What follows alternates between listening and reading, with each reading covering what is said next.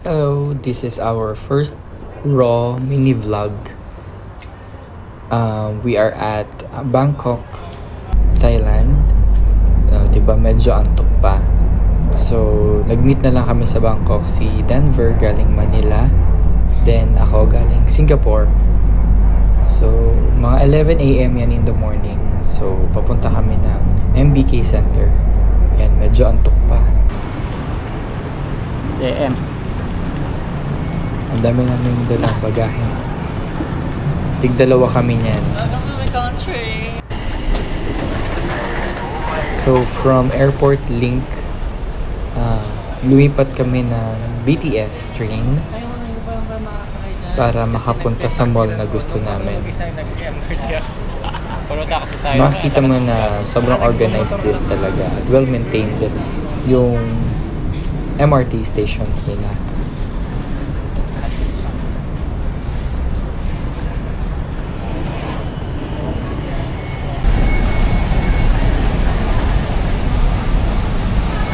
Nasa Siam Station na kami. Ayan, makikita niyo yung mga students wearing uniform kahit Saturday. So, gusto ko talaga nakakita Thai na wearing uniform. So, first na punta namin sa Thailand, bumili talaga ako ng uniform na set para masuot namin.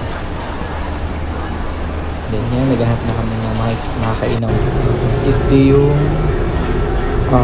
circle na kung saan may mga dumadaang train na pwede ka mag-picture.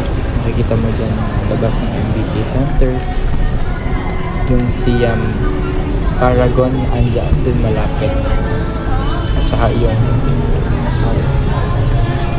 Siam Square. Kumakanta pa. Push mo yan ata.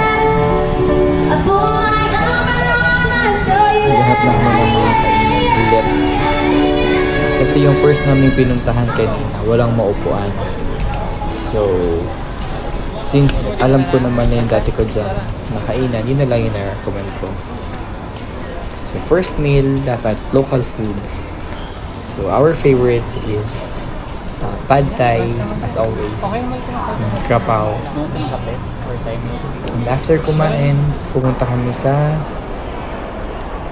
Discovery. Malapit lang din yan sa MBK Center. Para siyang exhibit hall kung saan naka-display yung mga art decorations for limited time. Then sa tapat niya, yung mga dumadaang BTS trains. So, ang ganda lang ng scenery dyan. Saka dapat malapit. Itatapat mo lang.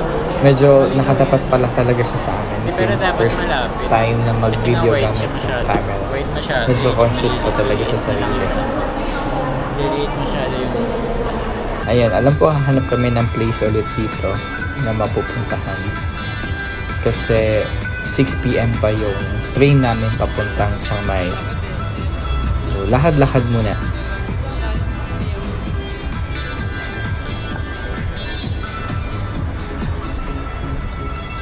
Medyo mabigat lang talaga yung dala namin. Ayun, pero enjoy naman. See you!